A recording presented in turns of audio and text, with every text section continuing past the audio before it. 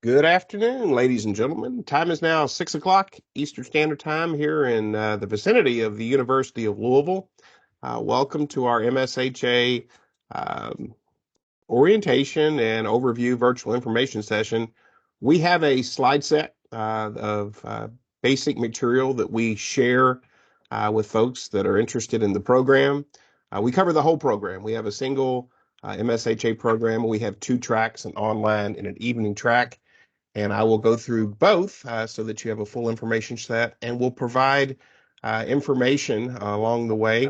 Uh, at the close of the presentation should be about 15 or 20 minutes, and we'll open up the floor um, for any questions that you may have.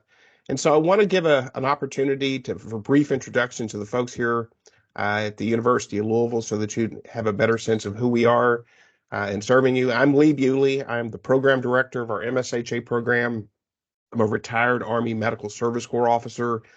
My time in the military, I was a combat health support officer, then a health administrator, and then finally a professor of healthcare management in the MHA MBA program for military service members and federal health officers. I'm a native Kentuckian. I returned home and joined the faculty here at the University of Louisville.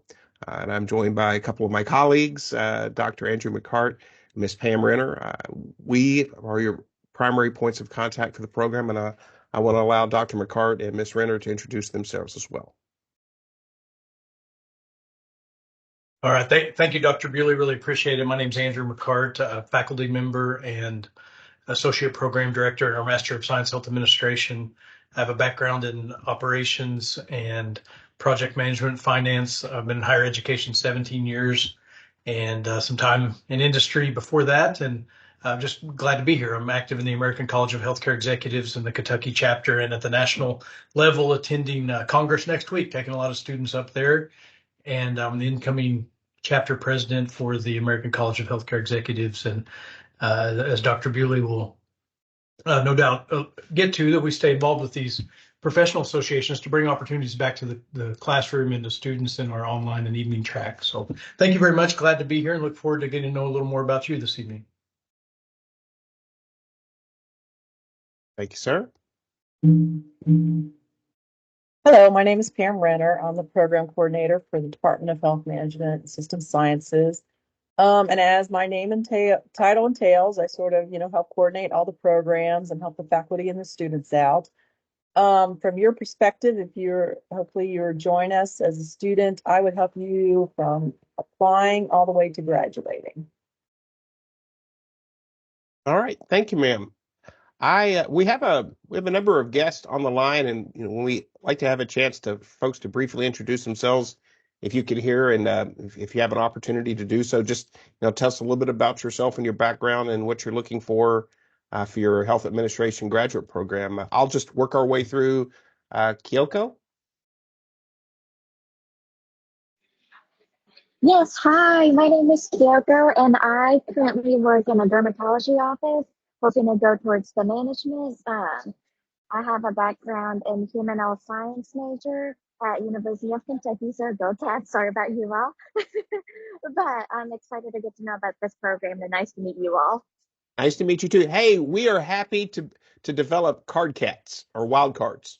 You know, you have two networks going there. So welcome. Jillian.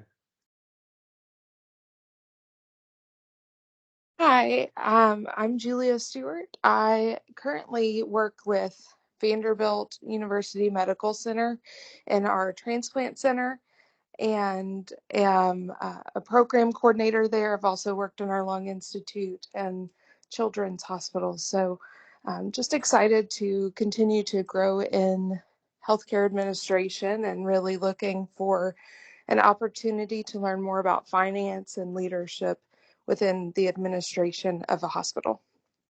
All right. Well, thank you. I think you're in the right spot. Welcome. Thank you. Micah.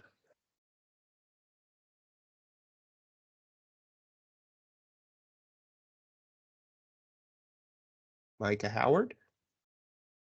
If you're not able to, you might be, if any of you are in a place that you can't you can't talk if you're listening in or if you're at airport or something, I completely understand. So, Andre. No problem, Mike.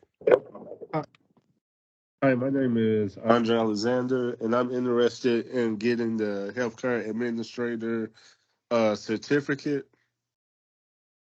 All right. Also in the right place. Welcome. Welcome, sir.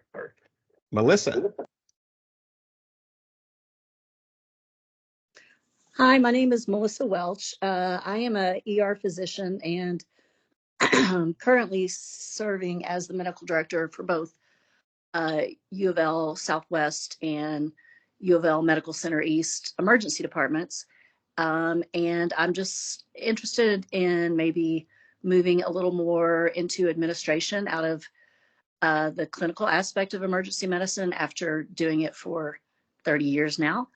And so I'm just kind of filling things out and seeing what's out there. All right. Well, welcome, Melissa, and thank you for your service. Julia. Good evening.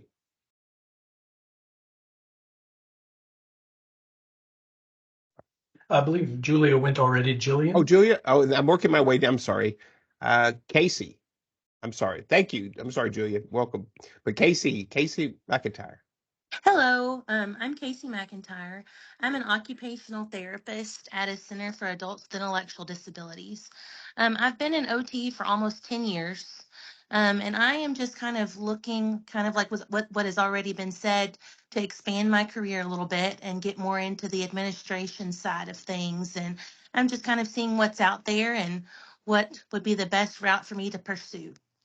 All right. Well, welcome, ma'am. If there's someone online that hasn't had a chance to introduce themselves, open the line. I'm just checking my Microsoft Teams. I think I've covered all the bases.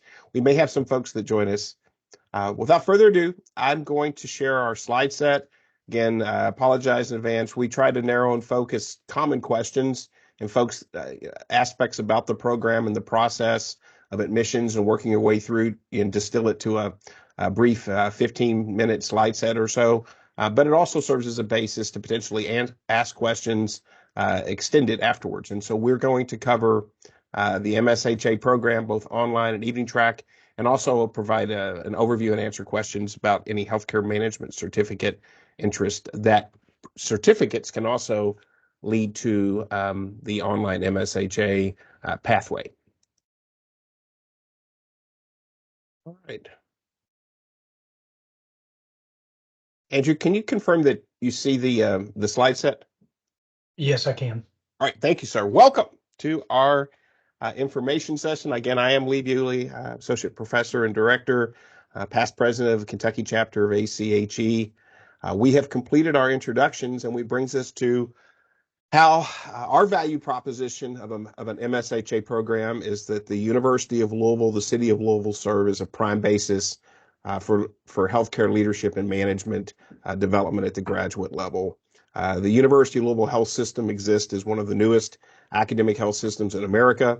You know, our partners and colleagues at ULH, Baptist, Norton, the VA Health System, Humana, Trilogy, a number of healthcare organizations both serve as a basis of future employment for our students, also serves as a basis for some of our faculty, guest lecturer opportunities, and for ensuring that the curriculum that we provide our students now and going forward is grounded in practical applied perspectives. And so these partners in this collection of healthcare resources and healthcare human capital provide a basis that we built our program upon here at the University of Louisville.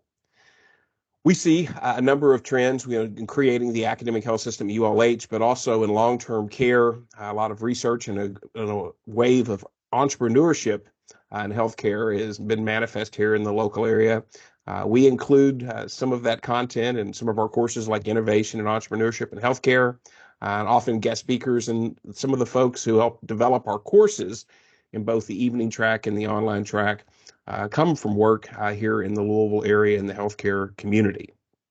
Just a quick overview, just strategically, why is healthcare management as a discipline and as a practice so important? Well, nearly a fifth of our economy is dedicated to healthcare. And despite putting such substantial resources into an economy, the largest in the world, our outcomes, quite frankly, suffer, and we have continued and persistent issues with healthcare access and equity across the system. And so the role of a healthcare administrator, healthcare management, is to find ways to more effectively and efficiently utilize the resources that are existing.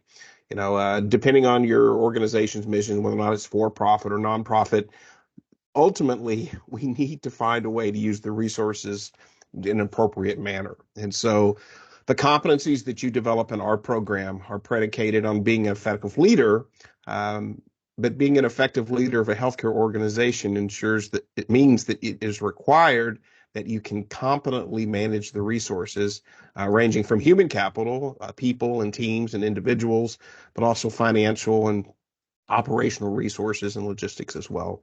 As a career field, Bureau of Labor Statistics, finds that the median income of a healthcare manager is just a little over $100,000 per year. The field is growing, and that when we look to the future of healthcare management, somewhat coming out of perspective of the pandemic, but even before the pandemic, we had a understanding that as a society and within markets and within communities, we must manage population health. There is an interconnectedness to human beings, to families, to communities, and the cost of providing care in a community or in a market is interconnected. And so those organizations and those leaders that approach healthcare and healthcare management administration from a population health perspective are more likely to be successful. There are clearly new financial models from a risk perspective, from a value-based perspective, and finding ways to take the resources that are provided by payers and using them to the greatest effect to maintain some level of margin and to bend the cost curve, at least on an average, on a per capita basis. In order to do so, you need to be able to leverage technology and information sources to make timely decisions. As we look to the future, we'll probably be augmented in some way through some artificial intelligence or algorithm-based decision making that requires both the input to develop that algorithm by human beings, by managers, by healthcare leaders, but also the appropriate judgment of using that information in a timely basis. And then the bottom line is that the nature of our work is with people. We serve people, patients, their families, and communities. We work with people, our associates, our teammates, our colleagues, and the ability to move people, both on an internal and external perspective within your own organization, but in the community, is incumbent upon finding ways and making compelling communications in a way that move more people towards commitment and at minimum compliance, but away from resistance, to have a coordinated effort in which more people are working collectively toward a common good or end, and whether or not that's higher levels of health or organizational goals. Those are the aspects that we see as the development of an effective 21st century leader.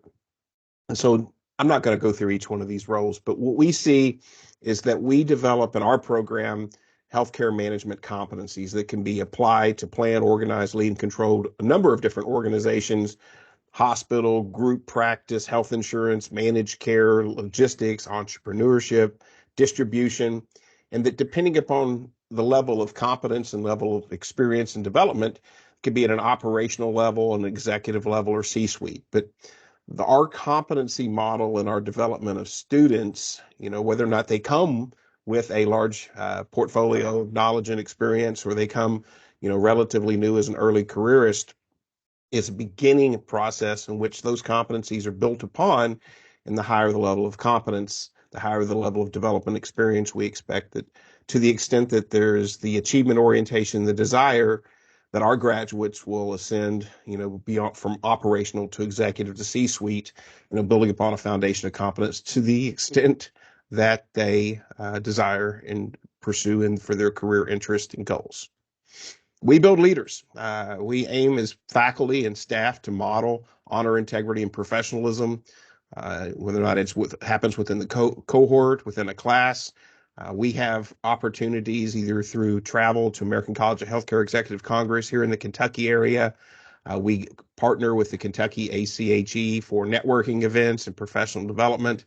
Is that we want folks who are competent both in terms of the clinical aspects of administration and management, but also that personal and interpersonal relationship to be able to work through stressful situations or to conflict, or to be able to serve people and serve with people in a manner that is clearly professional and conducive to effective operations.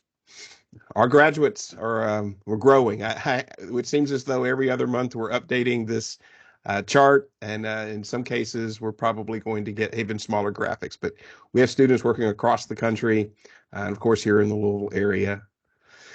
Um, our faculty conduct research, and we have publications, we have research, and we're building new knowledge. But in many ways, that we judge that our students and our recent alumni are our best credentials. And a number of these students have won national competitions, whether or not it's essay contest or competitive scholarships or case study competitions. And we find that it's a good way for us to put our credentials out there to be able to compete, earn scholarship and resources, but also to judge how their development within the program matches in terms of the community standards. And our students are doing well, and we hope to continue to build on that momentum going forward.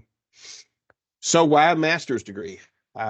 It's a master's degree because you're expected to be a master practitioner of this particular discipline, and it's healthcare management. And so all of the competencies that are manifest within each of the courses in the curriculum are building towards being that master practitioner of healthcare management. Just a quick review of the two tracks. Both tracks, the MSHA evening track on campus and the online MSHA, are 57 credit hours. The University of Louisville degree that you will earn makes no differentiation between online MSHA track or MSHA. Both are 57 hours. The evening track is a cohort model. Students begin in the fall of each year in August. The online track, students can start either in the fall in August or in the spring in January. Students in the online track take 8-week courses. So we have a fall 1, a fall 2, a spring 1, a spring 2, and a summer. And so a full-time student would take about 2 courses per 8-week term. Students in the evening track take larger groups, 4 or 5 courses within a traditional fall or spring term. There are no courses in the summer for the evening track students, but rather between their first and second year, they conduct a practicum experience, usually at their place of employment or where they've secured an administrative internship at a place like University of Louisville Health System. Online MSHA students are not required to complete a practicum. There's a requirement to have 5 years of organizational experience, and that practicum requirement is dropped for the online MSHA and replaced by a course in entrepreneurship and innovation. So here's a quick review of the curriculum for the evening track. Again, the only difference in curriculum between the evening track and the online track, evening track students on campus have a summer practicum, and the online students, in place of a practicum, they have a course in innovation and entrepreneurship. So there's the online track curriculum.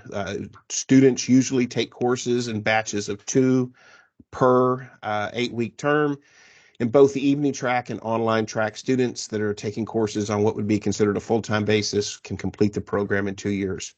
The online track program is a malleable tool, particularly for working professionals, that we call it, you can tap on the brakes or the gas as needed. And so full-time is usually 2 weeks per 8-week term, but a student could take only 1 course or potentially even no courses in one of the 8-week terms if there was to be some life event, baby delivery, a sickness, illness, an accreditation visit, that we can coordinate those courses. And for that matter, the evening track students can be part-time or full-time as well. But generally speaking, for the online track, students take 2 courses at a time, working their way from the first courses in the curriculum, the 680 and the 505, working down either 1 or 2 courses per 8-week term, ultimately graduating with the MSHA capstone course. All right, we develop these courses to be evidence-based. We incorporate theory, models, and practice, but clear pathways for success of applying analytic tools to being able to solve problems or to be able to take advantage of market opportunities that present themselves. And so the program does have appropriate rigor, that there are standards of competency development that we expect of all of our students. And so that when that master's of science health administration is conveyed, it reflects someone who's truly competent in healthcare management. We follow a competency model established by the National Center for Healthcare Leadership. It's a group of professional organizations, including the American College of Healthcare Executives, graduate programs across the country, and major health systems. We extended that competency model by focusing on population health, but those core competencies make up the content of our curriculum. And so each one of the courses in our curriculum consist of usually 3 to 4, potentially 5 competencies that we address in development and evaluation during the course, and that through the entire curriculum, you will have addressed all of the competencies within the NCHL model and been in both in evaluation and development. And so that step, ultimately, we start at the beginning. We don't assume that all students come in at a certain level of competency. We will build upon your competency level, but initially, the initial courses in the curriculum are more about concepts and principles, and working your way through those concepts and principles into the curriculum, you begin to receive feedback both from your faculty and as well as your instructor, your academic advisor, and ultimately, as you graduate and have your MSHA capstone course and comprehensive oral examination, you incorporate the work that you have in your more integrative courses at the latter portion of the curriculum. You're able to apply into practice at a master practitioner level. You know, our former department chair and one of our friends and colleagues always spoke of the duck test, is that when someone graduates from our program, you know, they should be clearly passing the duck test. Does it walk like a duck? Does it quack like a duck? Does it fly like a duck? Are people appropriately developed in a way that they clearly demonstrate those competencies? You know what? I always had a corollary to this duck test. You know, when you see the duck out on the water, they seem to be cruising along pretty cool, calm, and collected, you know, but underneath they're maybe paddling furiously to get where they're going. Well, that's the nature of, you know, often of leadership in healthcare organizations, is that you maintain your cool, your calm, and your demeanor, you know, when often, whether or not it's a pandemic or a mass casualty situation, or just quite frankly, Tuesday with patients and family members that are, you know, at their most vulnerable and sickest or stressed, you know, it's our job to take care of them and take care of our team. So there's a couple of ways we ultimately want to develop folks who are clearly competent and that are able to address all of the issues and challenges that would normally follow in the practice of healthcare management. So you'll be assessed clearly in the classroom.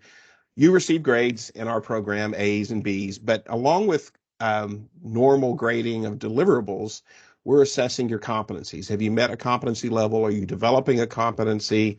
Are you failing to judge? A person could pass a course with an A or a B, but be potentially developing still in a specific competency, such as a communication competency, or in the event that, you know, for instance, to illustrate, you may understand all the concepts and principles of economics, but if there is in presentation of the material, you know, we may have you focus a specific area of development to address the communication competency, or anyone. But you'll receive feedback from your faculty, your academic advisors. Clearly, in practice, whether or not it's your employer's own self-assessments, you'll receive feedback and have an opportunity for your evaluation, culminating with your comprehensive oral examination at the end of the program. This degree that you earn, of course, it's important. It's a credential. It falls on your resume, your CV, but there's much that goes into it. To us, it's more than just a degree. It's all of the development from the curriculum, our competency model, and the professional development of practice that makes that degree have the value in the marketplace. And that value is conveyed in many ways and sealed by CAHME, the Commission on Accreditation of Healthcare Management Education. CAHME is the blue ribbon gold standard of graduate healthcare administration. Our program is fully accredited, reaccredited in 2022 for a full 7 years. Why is CAHME accreditation important? It provides a basis and a market signal that the program has met those quality standards. For many administrative fellowship programs, those are postgraduate developmental opportunities at hospitals and health systems. They will only accept graduates of CAHME-accredited programs. Of course, in the military, they often have requirements of either graduating from a CEF for public health, a CEF-accredited school, or a CAHME-accredited program. And then the other element of it, and my next point, is that only CAHME-accredited programs are ranked by U.S. News and World Report. Our program was ranked for the first time, and the first opportunity that we had to be ranked just fell in the spring of 2023. Of the 141 programs in the country, our program jumped into the top quartile at number 32. We're happy to be there. And I somewhat, as I alluded to earlier, our students have been very successful, with very successful colleagues, but, our aspiration is to continue to improve the program. But where our standing is number 32 of 141 is pretty substantial, and we look to continue to build on that standing in the marketplace. So a bit about admissions, and we're closing out. We'll open up for questions. Is that for the online track, we take applications through the year. The 2 times that students can start the program is in fall one, which is in August and coincides with the traditional fall semester, or in the beginning of the spring semester in January, which is our spring one. Our program does not require a GRE or standardized test. We focus on your letter of introduction, your letter of references, your resume, and your transcripts. If there is a requirement for TOEFL, we coordinate that with Pam. We do have a basis that if you can either apply directly to the University of Louisville, or you can apply through HAMCUS, which provides a consolidated application service. Reiterate again, for the MSHA online track, a prospective student must have at least 5 years of organizational experience. It's preference that most of that or all of it would be in healthcare, but it's not essential. For instance, if someone had served in the Navy or the Army as a surface warfare non-commissioned officer or an infantryman, and is now currently working in a healthcare organization, we count all of that time. What we're looking for is folks that have organizational experience to build upon, again, to develop competencies as a healthcare leader or manager. All right, a couple of key points. We have in-state tuition for the evening track program for Kentucky residents or anyone who is a resident of one of the bordering states. For those students that are pursuing the online MSHA, the tuition rate, $492 per credit hour for our MSHA program, is equivalent to what an in-state rate would be. So if you were to take the $492, multiply it times the 57 credit hours, what you would find is that rate is generally consistent with what an in-state student would take in person. Active duty military have a rate of $250 per credit hour. If you are seeking evening track on campus program admissions, the University of Louisville Health System offers a administrative internship for all students that start the program in the fall. Provides at least 20 hours of part-time work, I think at $20 per hour. In the summer, during the practicum experience, they have 40 hours. Norton Healthcare has a similar internship just for the summer between the first and second year. Passport Molina and MCM accountants have also offered administrative internships, and that continuously, CAHME, the Association of University Programs of Health Administration, the American College of Healthcare Executives, the Healthcare Financial Management Association, the University of Louisville Graduate School, there are a number of opportunities either from industry or from the graduate school for partial scholarships. And so as we receive those notifications, we send it out to our admitted students or our students that are currently enrolled so that you can apply for those scholarship opportunities. A couple of other key points. If you have graduated from a CEF accredited undergraduate program, you may be exempted from taking the Introduction to Public Health course. If you are graduated from the University of Louisville undergraduate as a healthcare management minor, if you took the 505 or 509 course and earned a B or higher, you also may have those courses exempted. And then we have dual programs in MPH health policy with the MSHA and the MBA MSHA. Now, I know we have someone here that is, at least one person said that they were interested in the graduate certificate programs. And so for those programs, I'm going to go right back here to the online MSHA curriculum. And so we have 4 certificate programs. We have a healthcare management certificate. We have a healthcare finance certificate. We have a healthcare quality and project management certificate. And we have a healthcare population health certificate. So in those cases, students can apply for a certificate program. They would take, in most cases, either 4 or 5 classes from this list that are specifically designated. And I usually have a slide specifically for the certificates. I apologize, that certificate slide is not here.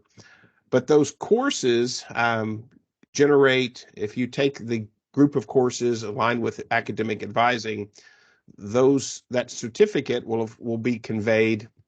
Student can receive a certificate in that particular, whether it's healthcare management, healthcare finance, healthcare project management, and quality, or the population health. And then if they choose to, after they've earned that certificate, to apply to the online MSHA, those credits earned in the certificate may be applied to the degree. So I'm going to open up the session for questions, and particularly as if there's any questions related to that certificate, I can better articulate. All right, so that closes out my slide set, my professor time. What questions do you have that either myself or my colleagues can answer?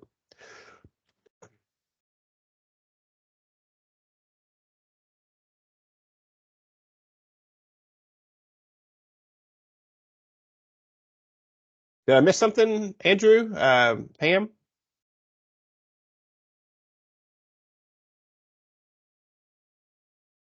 No, I don't think so. But naturally, there'll be questions from the attendees, so we'd love to hear from them. Sure.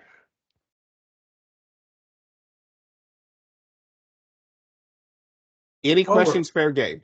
It could I have a be. question. Yes, ma'am. This is Casey speaking. I am interested in this more so as kind of a resume builder to boost potential employment opportunities. I don't really have anything lined up with my current employer. I'm just kind of looking to see how I can advance my career. Would the evening track be appropriate for that?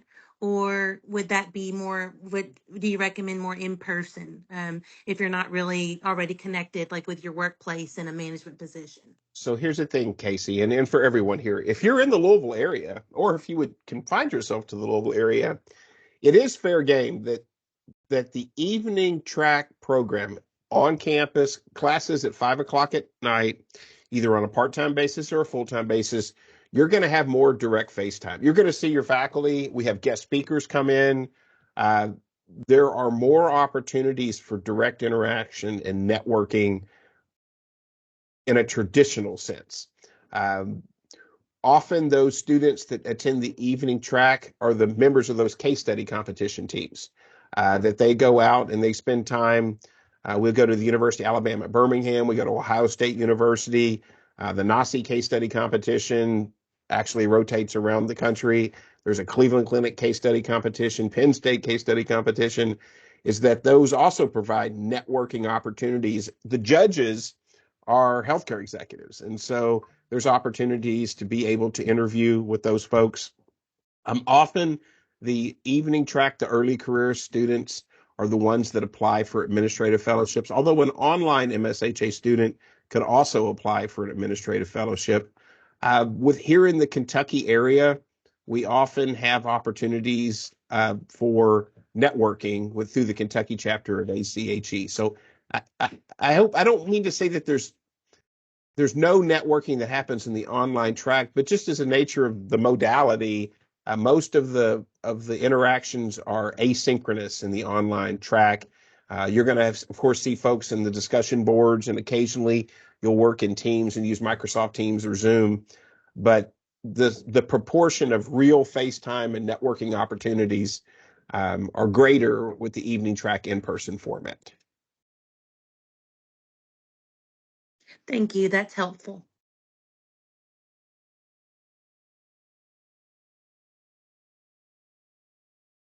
Next question or curiosity, and it could be anything. It could be about after you graduate, or what are the courses like, or trying to think of typical questions that folks ask. Those 8 weeks in the online track, we follow a Monday through Sunday schedule. So classes always start on a Monday. The 8 weeks or 8 modules, Monday through Sunday. Within the 8 weeks, we know that we have working professionals. There's some leeway that we can give as faculty within the 8 weeks if something were to come up. But ultimately, all of the deliverables must be completed by the end of the 8 weeks so that we can report grades. For the evening track students, they will have things like campus holidays, like whether or not it's for the Pegasus Parade, or we'll have MLK. Whenever there is a normal school absence or something like Memorial Day or Thanksgiving, we follow and observe the university processes. If you're an online track student, it's just a typical session. You soldier right through. There's 5 8-week terms, and so that's 40 of the 52 weeks of the year. A full-time student in the online track will be taking courses, and there's an ample break between fall 2 and spring 1, which is basically the month of December and a little bit of January. And then there's some time between spring 2 and summer and fall 1. So an online student, there's 12 weeks of time that you're not taking courses even on a full-time basis. I'm just trying to think through like lifestyle and, all the other considerations that folks have for taking courses.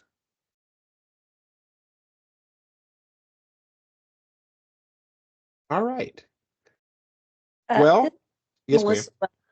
Melissa, could you tell me a little bit more about the application process? Sure. So and Pam would be prime point of contact to bring you home on any last minute elements. But generally speaking, you may apply directly. If you're only applying to University of Louisville, you would go to the University of Louisville Graduate School admissions page. You would upload your resume, CV, a one-page statement, a purpose that basically answers the question, how does this MSHA fit in your life and career? Then you would have 3 letters of recommendation. I think that the grad school provides a basic form, or you can upload a simple memorandum where a colleague or a supervisor or someone would affirm your aptitude and interest in the program. And then in order to be officially approved for admissions, we need to have certificates or graduation certificates from the registrar. And then final part is we have an interview for our program. There's no GRE required. And the interview is usually myself or Dr. McCart or one of our colleagues, and it's all about fit.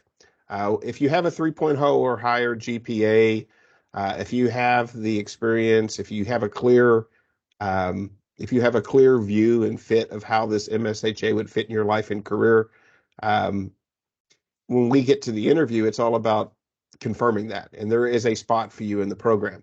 If you have a GPA less than 3.0 but higher than 2.5, you can still be admitted on a provisional basis. And the provision would mean that you would be required to earn a 3.0 or higher in your first group of either your first semester as an evening track student or your first equivalent first semester as an online track.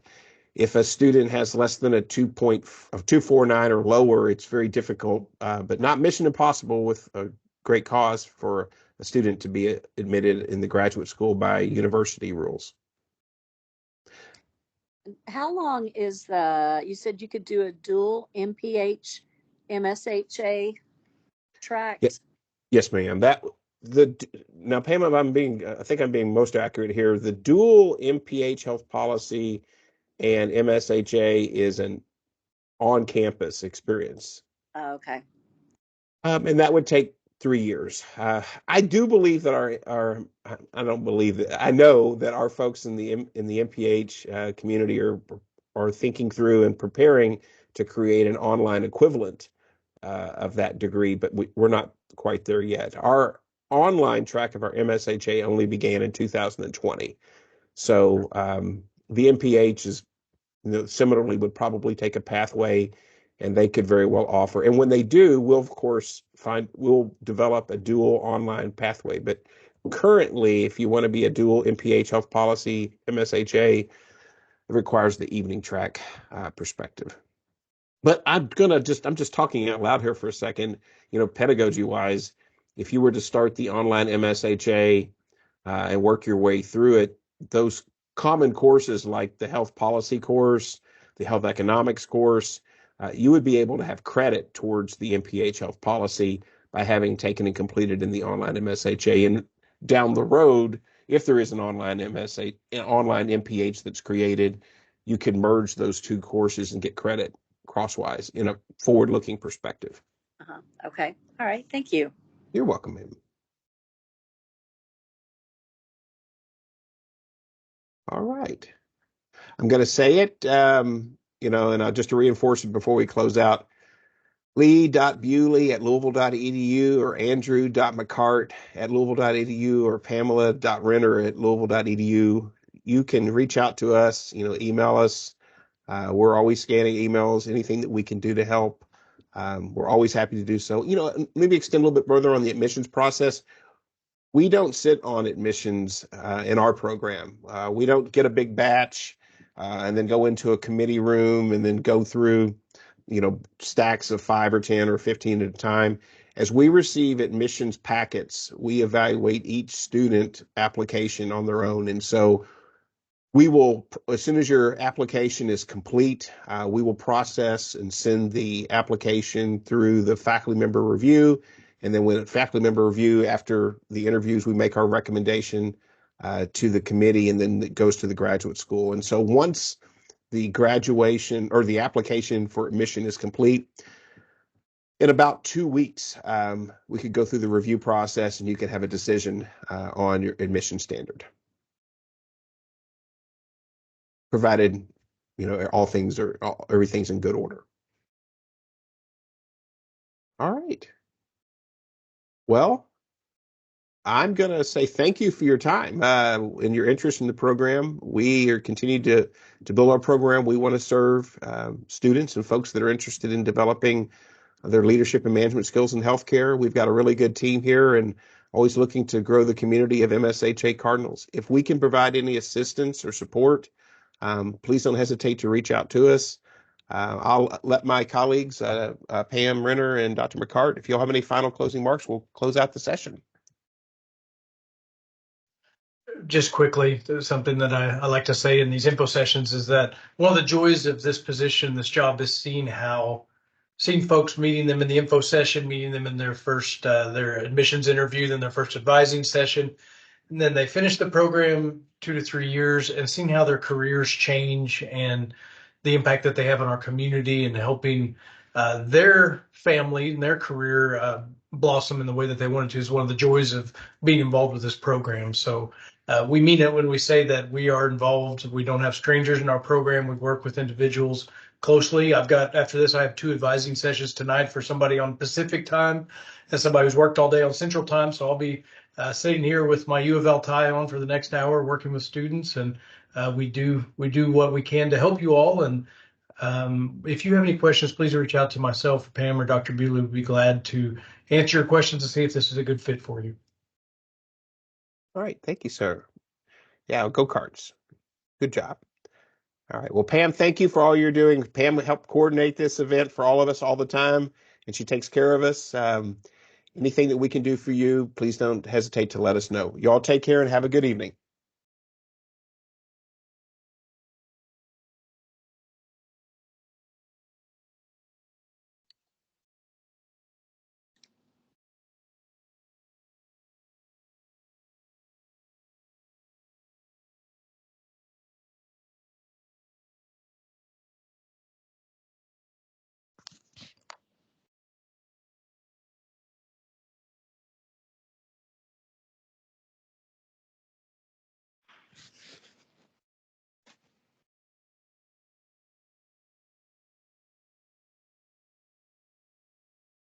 Hi, Melissa. I'm about to log off. Were you staying on for a question, or you just happen to be staying on?